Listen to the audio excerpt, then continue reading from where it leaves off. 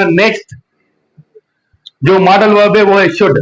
हमने बहुत अच्छे से पढ़ा होगा, सुना होगा, कुछ सेंटेंसेस हमारी नजरों से गुजरे होंगे, आपको पता होगा शायद शुड का उर्दू में मतलब क्या निकलता है? चाहिए। क्या निकलता है भाई? चाहिए। अब इसमें दो चीजें होती है, एक होता है एडवाइस, जब आप किसी को मशवरा दे रहे होते हैं, दूसरा होता है इसमें प्रोबेबिलिटी, यानी किसी चीज का इम्कान, जहां पे आपका दिमाग कहे कि हाँ ये इस तरह होना चाहिए या हो सकता है या होगा, वहां पे इस्तेमाल करते हैं आप क्या? शुड। अब एडवाइस क्या है? मिसाल के तौर पे you should work hard, you should not waste your time, आपको मेहनत करनी चाहिए, आपको अपना वक्त जाया नहीं करना चाहिए। You should not touch my mobile, आपको मेरे मोबाइल को हाथ नहीं लगाना चाहिए। You should visit the doctor, आपको डॉक्टर के पास जाना चाहिए। ये मैं क्या करूं? आपको मशवरा दे। You should take the medicine in time, आपको दवाइयां वक्त पर लेनी चाहिए, ठीक है। You should take some rest, आपको थोड़ा आराम करना चाहिए। He should not waste time, उसे अपना वक्त जाया नहीं करना चाहिए।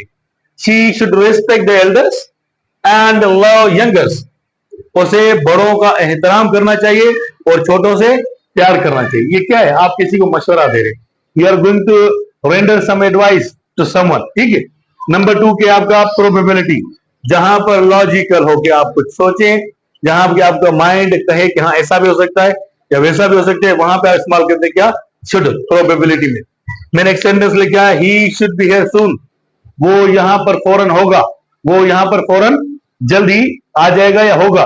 अब गे गा गी, गे, ठीक है, गा गी कहां पे आते हैं? फ्यूचर में। कहां पे आते हैं? फ्यूचर में।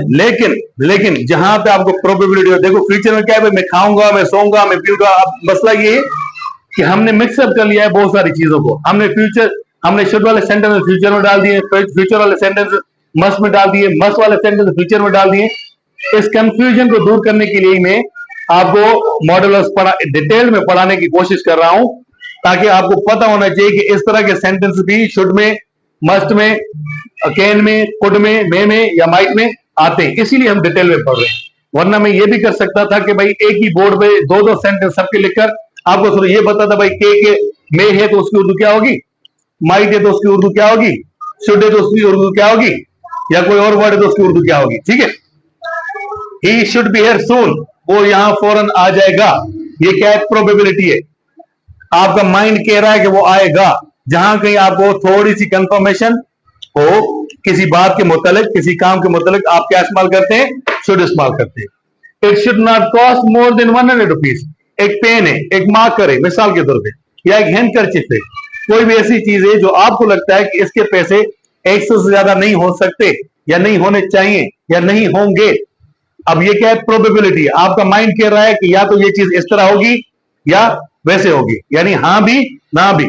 या एक आइडिया है आपके पास कि भाई ये चीज जो है 100 के अंदर या 100 तक मिल जाएगी, वहां पे आप कह रहे हैं it should not cost more than 100 rupees. ये चीज, अब ये इट क्यों लगा है? क्योंकि कोई बेजान चीज होगी।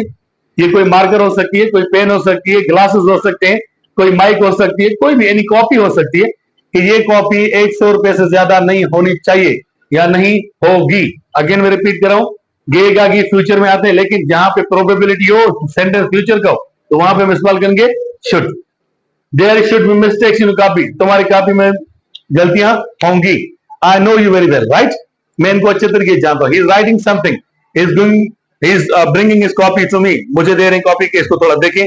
मैं बगैर देखे कह रहा हूं, मुझे पता है कि भाई मुर्तजा की लेवल क्या। एक मिसाल दे रहा हूं, डोंट माइंड, ना एक मिसाल दे रहा हूं कि भाई पता है कि स्टूडेंट की लेवल क्या है, मुझे पता होगा उसकी कॉपी में कुछ मिस्टेक्स होंगी, यानी मेरा माइंड लॉजिक काम करिए, मिस्टेक्स होंगी, तो वहां पे भी हम इस्तेमाल करते हैं शुड।